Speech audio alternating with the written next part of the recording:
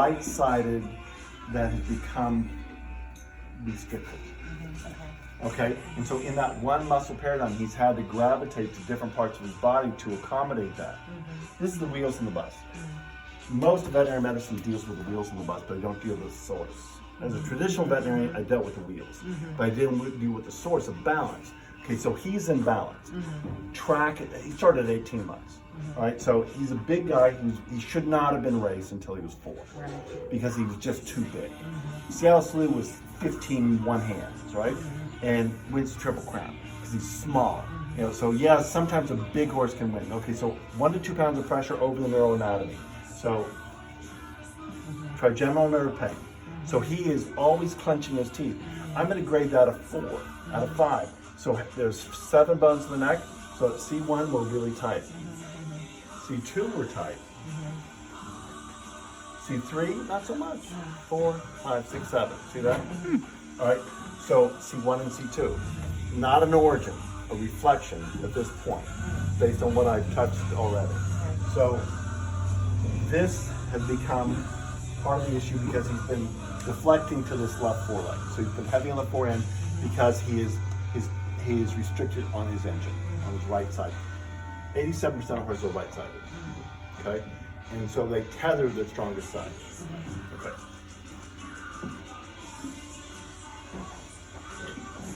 Good. How many ribs? 18 on each side. There's a muscle right here. Okay, so good. Right there, 14, 15, 16, he is bracing because of what's happening right back here. There's a muscle called the serratus dorsalis, and it's like a crab that sits right here and protects when this is at issue. Okay, so 6 lumbar unless you're an Arab. So there's the origin of the psoas, see that right there? I'm going to grade that a 2, but this is going to go back to the hip flexor. And see that? 6-year-old. That's way too much tension. 38 years ago, I was injecting hocks on 3-year-olds on the racetrack because they would develop hock pain. Well, we have a problem with the light being behind you. Okay, so let's turn them on around. Thank you. I can't see you, she can't see you. Okay, so Come over here. we need, bring them over here so you can go on this side. Yep, bring them over here. Oh, and I switch over here. Okay, so suspension muscles are flexible until they're not to the wheels on the bus, right? So trigeminal nerve, much more dramatic. That's 24 hours a day because you need to give reprieve there. I was at a hunter farm. They're good acolytes. No jaw pain on them. Any horse I treated that I treated before is just engine work, all right? And no jaw pain because you give them reprieve if you give them an ounce of encouragement to not be so tight. So remember C1, C2, C3, 4, 5, 6, 7. See, the one thing about Galentine is very responsive. So this area is very tight. And so this muscle is the brachiocephalicus. It attaches right here and attaches right here. So because of restriction in the neck, he's going to have a restricted brachiocephalicus, which is going to affect his forward momentum. Okay, so remember the other side, we had lumbar trapezius tricep tension. We don't have that here. See that? Okay. Now we get to the evil of the issue. Okay? Starting right here. Remember 1 to 2 pounds of pressure.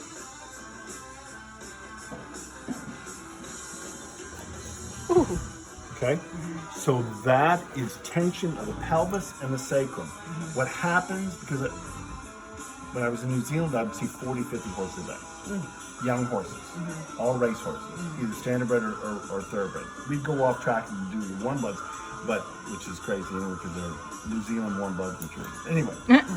Fancy So thoroughbred. the first thing I would see in that domino pattern of accommodation is tension right here in a lot of the race horses. So middle gluteal is like a rock right here. This is where everything started. Went to the pole. C1, C2 saturated, went to 7, 6, 5, 4, 3. Then it went to the left foreleg. Then it went to the left hip, and then it went to here. Right? So that's his progression of his domino dysfunction. So we have to take care of everything. We can't just take care of that and think everything's going to get better because he's so restricted in his neck, right?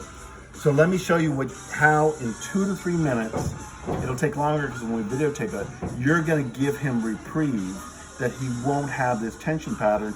It's just a matter of changing your philosophy on stretching your horse. This cookie is 23 weeks old. That's how much I give horses cookies, right? But it will still be my inducement to get him to flex at his pole. So none of this is physical, so I'm going to hold the halter up, and I want him to pivot right here, occiput and C1.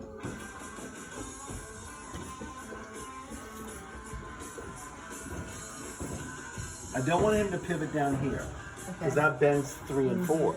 I want him to pivot up high, and that's good enough. Okay. That wasn't too much. So what did that do?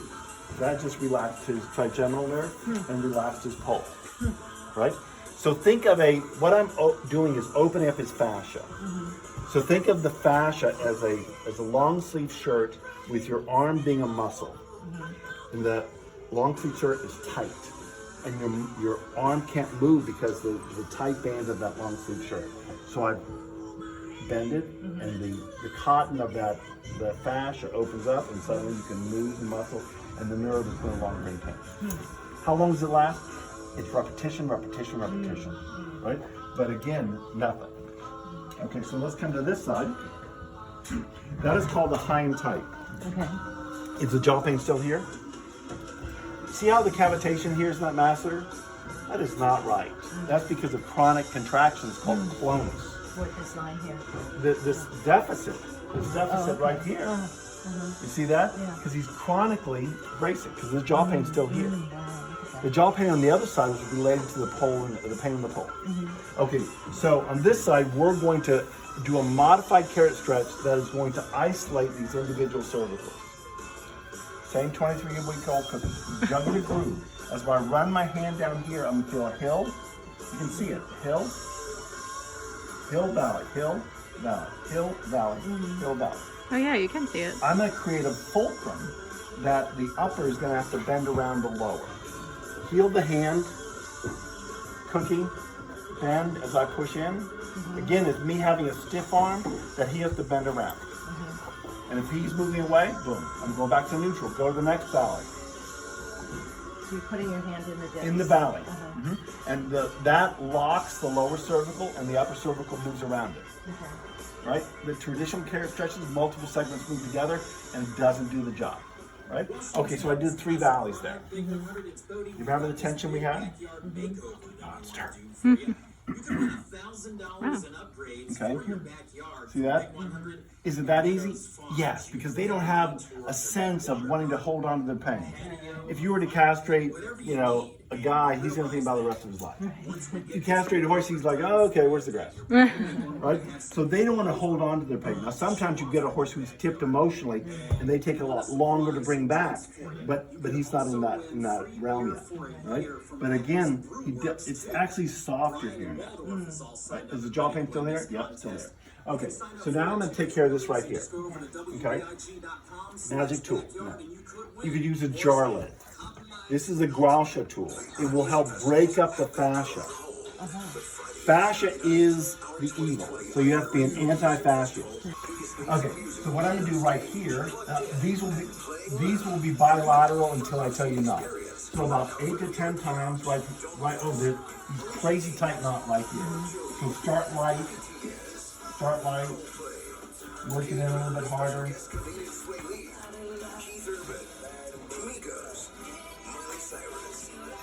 Okay, then that's about this area. Now I'm going to come to this highest point, and bilaterally I'm going to do it back here, just to right here. So up about 8 inches, off the bone.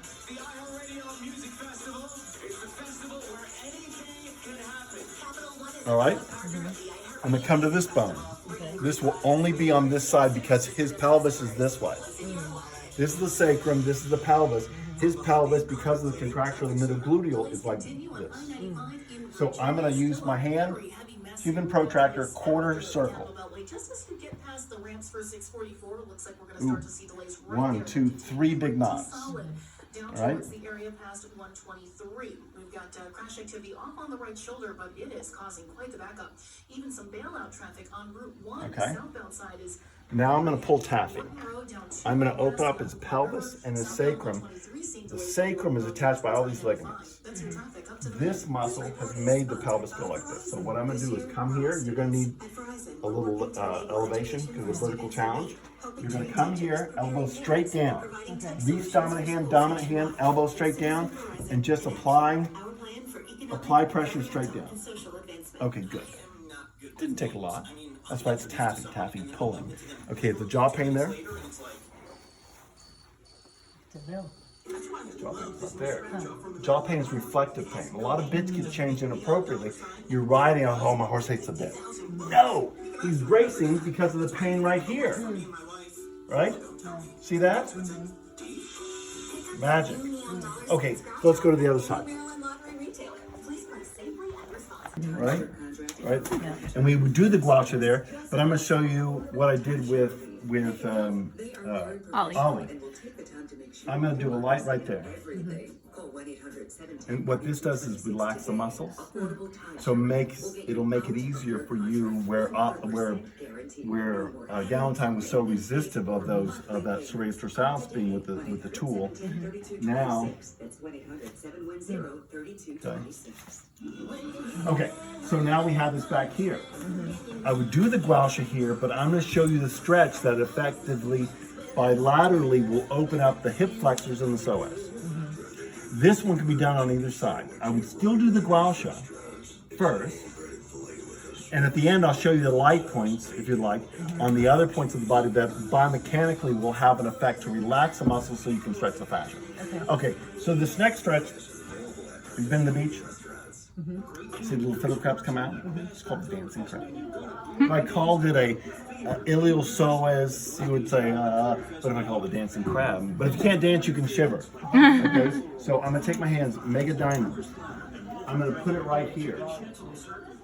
Right? The highest point, I'm going to make the diamond, put it right there. Then I'm going to go out into the crab formation. I'm going to press down. And then I'm either going to shiver or I'm going to play the piano or dance. Don't rub. Acupuncture points do not like to be rubbed. They either like the vibration or the dance, right? And so that the pressing relaxes the croup, relaxes the hip flexors, relaxes the psoas, and then we don't have tension here, right? Good? A lot of hocks get inappropriately treated because it's not the hocks. Right.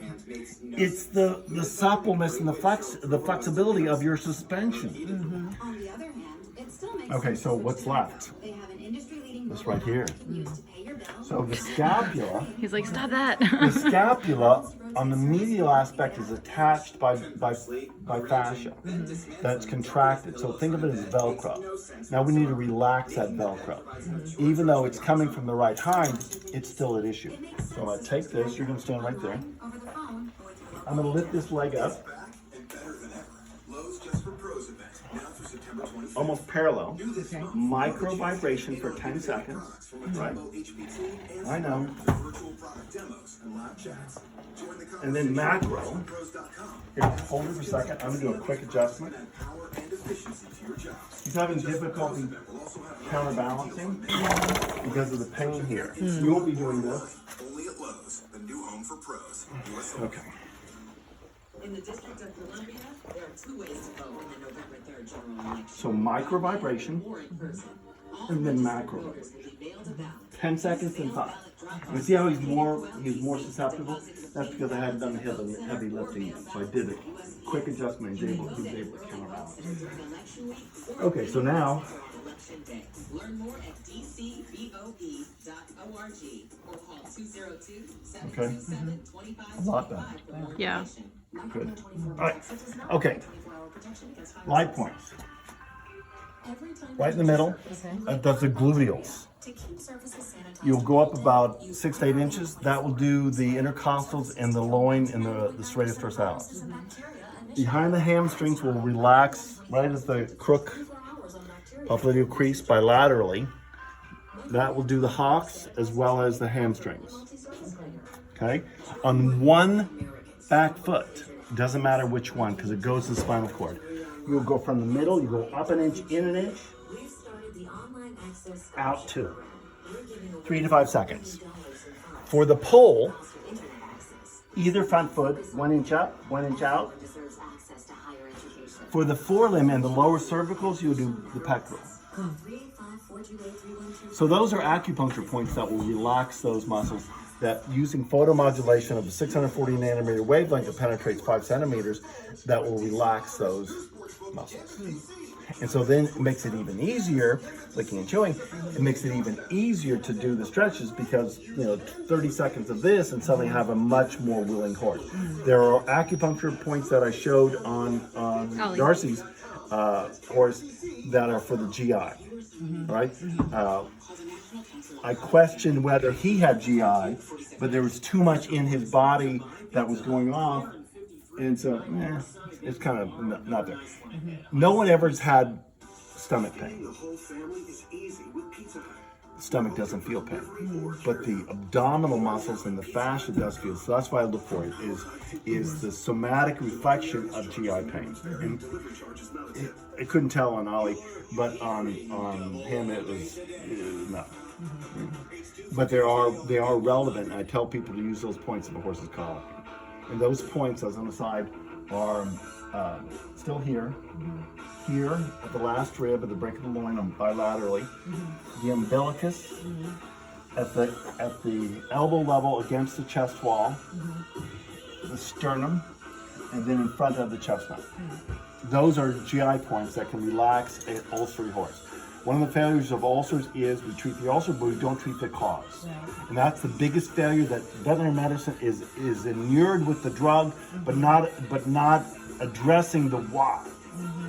And that, I have a client and someone in Great Falls that contacted me.